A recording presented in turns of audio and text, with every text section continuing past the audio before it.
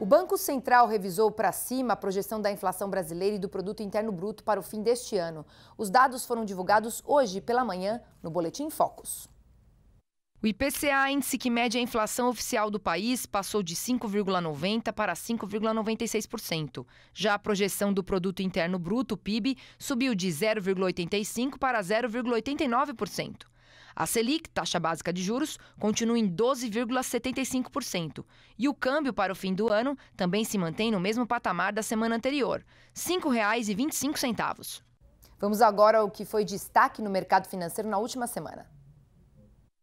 Entre os fatores que pesaram sobre os mercados estão preocupações em relação ao setor bancário nos Estados Unidos e dados do mercado de trabalho do país, o que aumenta as chances de um aperto monetário mais forte por parte do Federal Reserve, Banco Central norte-americano.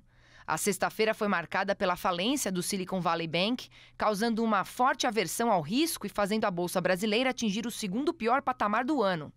Enquanto isso, dados do Departamento de Trabalho da maior economia do mundo indicaram para a criação de 311 mil postos de trabalho em fevereiro, número acima da expectativa do mercado. A partir dessa perspectiva de novos aumentos de juros, o dólar acabou se fortalecendo. Aqui no Brasil, o destaque ficou para o IPCA de fevereiro, divulgado pelo Instituto Brasileiro de Geografia e Estatística, o IBGE. A inflação oficial do país no último mês avançou 0,84% na comparação com janeiro, o que dificulta a queda de juros. O Ibovespa, principal índice da Bolsa Brasileira de Valores, encerrou o último pregão em queda de 1,38% aos 103.618 pontos.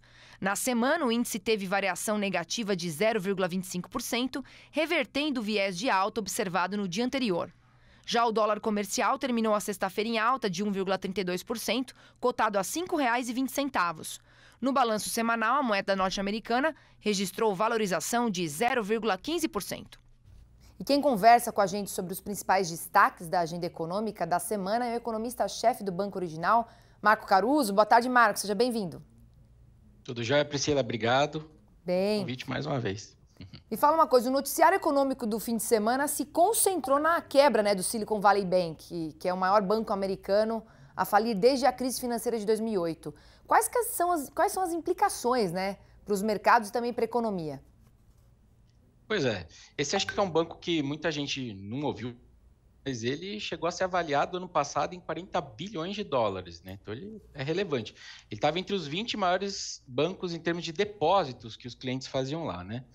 Acho que antes até de discutir as implicações, um ponto que acho que é importante deixar claro, né, para a turma toda, isso não é nem de perto a crise lá de solvência que a gente viu em 2008, né, no subprime, né? É muito menor que isso. Lá a gente tinha vários vasos comunicantes entre os bancos, então você poderia ter falências múltiplas, né, um puxando o outro, etc. Aqui não, a gente está falando de uma crise que eu chamo de old school, né, aquela velha crise de liquidez. Um monte de depositante correu, exigiu seu dinheiro de volta por inseguranças daquele banco, eles não conseguiram fazer frente, né, esses pedidos de saque e o banco quebrou, né? Olhando assim para frente, né, alguns desses bancos regionais, vamos chamar eles assim, talvez eles deixem de existir a partir daqui de fato, assim. Só que a turma, né, os depositantes vão receber seu dinheiro de volta, porque no fim de semana, e isso é muito importante, né, para o todo, porque no fim de semana as autoridades americanas aprovaram algumas ações ali que permitem você proteger 100% dos depósitos. Então a turma vai receber o dinheiro de volta. E eles também, o Fed, né, e o Tesouro e todo mundo disponibilizou ali recursos para todas as instituições, né, tem umas cláusulas lá, mas enfim, justamente para dizer assim, olha, se vocês também, se os seus clientes quiserem receber de volta e vocês tiverem que pagar, eu te dou uma linha aqui de valor altíssimo, de linha de recursos, tal que você consiga fazer frente a isso. Então, a ideia aqui é mostrar para as famílias e para as empresas que, olha, tem liquidez, eu vou honrar a liquidez da turma para não ter mais corrida bancária. Então, assim, falando de mercado, obviamente o viés é negativo, né? Então, a gente está falando de dólar forte, a gente está falando de commodities ali mais ligados à economia global, petróleo para baixo, a gente está falando de bolsas, aí sim, né, para baixo, e juros menores também, acho que é um ponto importante, né? E aí, olhando para o restante dessa crise, o que vai ser mais importante entender? Se, de fato, essa ação que o Fed e o Tesouro americano já fizeram, de dar liquidez infinita, vamos pôr assim, para fazer frente a essas coisas, se isso vai estancar o efeito dominó para os outros bancos. Então, vai ficar só restrito àqueles bancos regionais que já têm seus problemas ali mesmo de balanço, e aí esse Infelizmente, eles vão fechar, mas os depositantes vão receber de volta. E o quanto que a confiança das famílias vai ser resguardada ali, então você não teria outras corridas bancárias. Então, a gente vai para um período de volatilidade, alguns vão ficar no meio do caminho de bancos regionais, mas aparentemente a liquidez, né, dos depositantes, das famílias, está garantida pelo Fed e pelo Tesouro Americano. Agora, você acha que isso pode levar o Banco Central aqui do Brasil a antecipar uma queda de juros?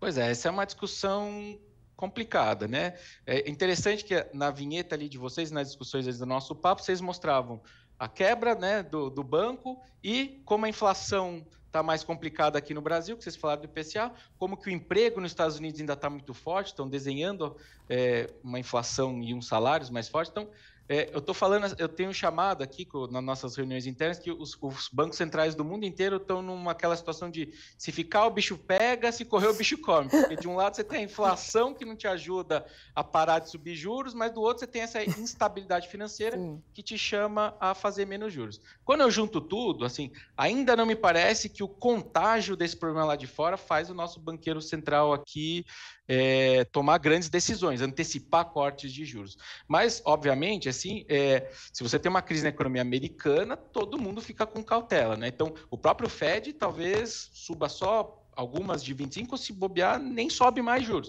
É isso que a gente tem que tentar entender. Mas aqui para o Brasil, eu não acho que ele antecipa, mas ele vai colocar isso lá no balanço de riscos dele semana que vem na reunião. Olha, estou monitorando atentamente o que está acontecendo lá fora.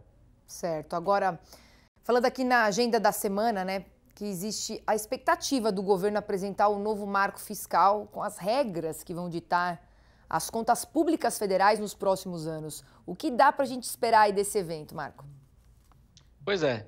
No meio de tudo isso, a gente tem o grande evento Brasil, que é o tal do marco fiscal que o ministro Haddad tem que apresentar. Ele primeiro vai apresentar para o presidente Lula, se tiver contento, ele vem a público com os detalhes, e é nos detalhes que o diabo mora, né? Então é ali que os economistas vão sair fazendo conta, basicamente para ver se essas regras são críveis. Desenham para a gente uma estabilidade de dívida do Brasil, né? A gente sabe que o governo federal é super endividado, né? A meu ver, assim, eu estou adotando aqui um pouco sobre esse marco fiscal a tal da lei de São Tomé. Eu só acredito que ela vai ser austera suficiente, né, mostrando o controle de despesas, vendo. Porque as últimas ações do governo não têm vindo a contento. Então, vamos ver se vem de fato, vamos ver se os detalhes estão desse jeito e vamos ver se a gente mostra uma austeridade maior que o Brasil está precisando para dar uma maior credibilidade aqui. Mas estou na lei de São Tomé, como eu disse. Então tá joia. Obrigada, viu, Marco? Mais uma vez aqui. E a gente volta a se falar aí semana que vem. Obrigado. Boa semana para a gente. Boa sorte para a gente. Boa sorte.